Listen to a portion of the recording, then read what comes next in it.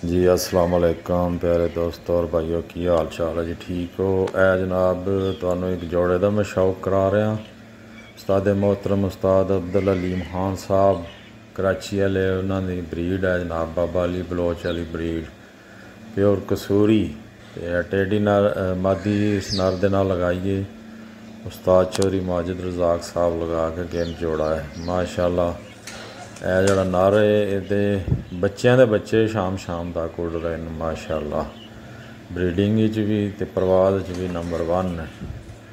ਇਹ ਕਿੰਗ ਕਬੂਤਰ ਹੈ ਜੀ ਮਾਸ਼ਾਅੱਲਾ। ਸਾਡੀ ਛੱਤ ਦਾ ਛੱਤ ਮਿਰਜ਼ਾ ਹਸਨੈਨ ਬੇਗ, ਮਿਰਜ਼ਾ ਮਜ਼ਹਰ ਅਲੀ ਬੇਗ। ਇਹ ਜਨਾਬ ਟੇਡੀ ਪੱਠੀ ਲਗਾਈ ਇਹਦੇ ਨਾਲ, ਇਹ ਵੀ ਸ਼ਾਮ ਤੱਕ ਉੱਡੀ ਹੋਈ ਹੈ। ਬਰੀਡਿੰਗ ਵਾਸਤੇ ਰੋਕੀਏ ਜਨਾਬ ਮਾਸ਼ਾਅੱਲਾ ਤਬਾਰਕ ਅੱਲਾ। ਵੇਖੋ असल च इन्हों का खुडा दूसरा है, दूसरे शौक करा रहे हैं इस वास्ते वो अपने खुडे जान वास्ते काले पे हैं। इस वास्ते ज़रा वीडियो भी उस तरह की सही नहीं बन रही। माशाअल्लाह ज़रूर करा करो, तो शौक कराई दा, शौक करो जी।